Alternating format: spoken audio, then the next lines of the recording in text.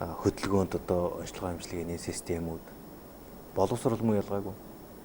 Улаанбаатарт маш сайн одоо боловсрол эзэмшүүлдэг үнэхээр чадвартай багш нар байна шүү дээ. Эний чинь зөвхөн одоо Улаанбаатарын хэдэн хүүхдүүд хүртээд байнга нөгөө хөдөө орон нутгад байгаа хүмүүс залуучуудад сурагчдад хүртэх бас шаардлага бас байгаа байхгүй. Тэгэхээр энийг одоо юу хийж чадах вэ гэхээр энийг бас л энэ мэдлэгийн эдийн засаг буюу мэдээллийн технологийн шийдлүүд энийг гүйцэтгэж чадна. Тийм учраас ер нь ирээдүйн 10 жилд бол Монгол улсын бүх сум суурин газар бол өндөр хурдны интернеттэй дор хийж болсон байна. Бүгд шилэн кабель холбогдсон.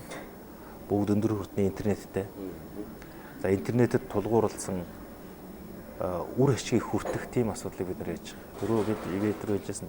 Ер нь одоо нэг юм үед байд юм байна. Бид нар бол өнгөрсөн хугацаанд бол өнгөрсөн 20 жилд тэр бол юу зарж байсан гэлээ. Энэ салбарын дэд үтс рүү маш их хөрөнгө аялаа шүү дээ. Дэд үтсийг бий болгох. Тэгэхээр сүлжээ байгуулах ингээд. Одоо бол энэ сүлжээнд түшгэлсэн олон төрлийн хэрэглээний бий болох хэрэгтэй байна. Нийгмийн төрлийн үйлчлэгээний бүх төрлийн хэрэглээг бий болгох хэрэгтэй. Эрүүл мэндийн салбарын бүх төрлийн үйлчлэгээг нэгээр боловсролын салбар, уул уурхай гэдэг ийм аппликейшнуудыг одоо маш хурдтай бий болгох хэрэгтэй. Тэгээ ингээд ирэх юм бол хүн өөрөө интернетийн тэр нөгөө үр ашиг гэдэг юм хүртэж эхлэх байхгүй. Одоо бол хүн бол нэг хэрэглэгч юм шиг харагдаад байна шүү дээ. Ер нь ирээдүйн 10 жилд бол хүн болгон тэр интернет энэ салбарын үр ашиг хүртдэг ийм 10 жил байх болов уу гэж би ингэж төсөөлж байгаа. Тэрний ч төлөө бас ийм олон зүйлүүдийн хөтөлбөрийг хэрэгжүүлэх явцаа ингэж зорж ажиллаж байгаа. Тэгээд товчоор хэлэх юм бол ерөөсөө мэдээж одоо энэ бүх сум суурин газруудыг ингэж бид нар өндөр хурдны интернетэд холбоод ирэхин цагт энэ интернетийн олон улсын урсгалыг нэмэгдэх шаардлагатай бол ер нь ойрын үед бид нарын бас нэг төлөвлөж байгаа хийх гэж байгаа зүйл бол технологийн хувьд бол Монгол улс бол нэг урагшаа хоошоо зэрэгцсэн гарцтай. За нэг дор хаяж нэг 70 гигагийн урсгалтай.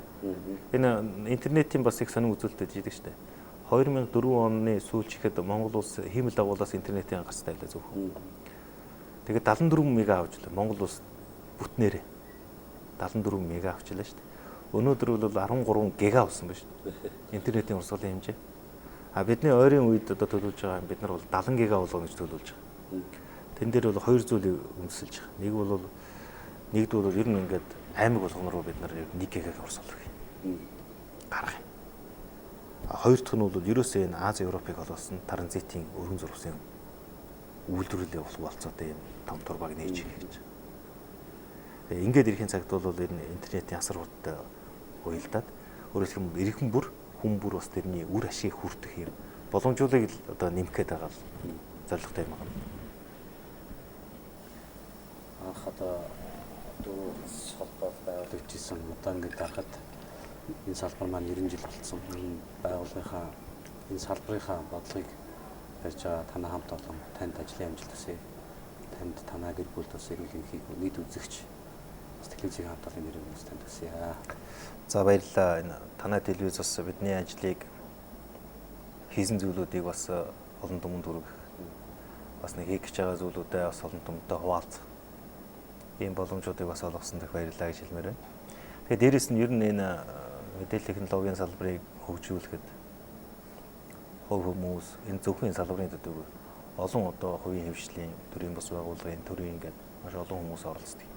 Энэ бүх хүмүүст баярлалаа. Тэгээд дээрэс нь энэ салбарыг 90 жилийн хувьд холбоотой олон арга хэмжээг бас зохион байгуулахад нойр холбоо зүтгэж байгаа манай байгууллагын хамт олондоо би бас их талархал илэрхийлмээр байна.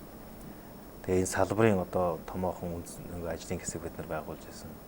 Mobicom, Carpras, Unitel, G-Mobile, Skytel гэдэг. Тэгээ одоо манай бас телевизүүдийн холбоо байна. Эд бүгд л одоо эрвэхээр ажилласан. За энэний ажлын үр дүн ч бас би нэг гарч удаа гэж бас зарим талаараа гарч януудаа гэж би бас баярлж харж байгаа. Мэдээллийн технологийн нөгөө Expo 2-ыг 3 өдөр зохион байгуулахад ер нь багтах шиг хинг хөнгүү үтсэн байна лээ. Зочид одоо хэрэглэгчд маш их утсан байна лээ. Expo дээр нөгөө өөрсдийнхөө сурчлахад нөгөө очсон нөгөө нэг цааснууд нь бол бүгд дуусаад тагж хэвлүүлсэн байна лээ. Тийм. Тэгэхээр энэ салбар нь өөрөө бас их тийм шинэлэг, уюунлаг салбар юм. Дээрээс нь энэ салбарыг бас нэг хэрэглэгчд маань бас их тэр хэмжээгээр их нэмэгдэж байгаа юм уу да, их сандрахж байгаа юм уу да гэж ингэж хандж. Учираас бас нийт хэрэглэгчтэй бас баярлалаа гэж хэлмээр байна. Цаашдаа энэ ер нь мэдээлэл Монгол улсын энэ мэдээлэл шуудан харилцаа холбоо технологийн салбарын бодлогын асуудлаар энэ үйлдвэрлэл үйлчлэгийн асуудлаар бас тодорхой санал солилцоход бас баяртай байх болно гэж ингэж хэлмээр байна. За танай хамт олонд бас амжилт хүсье.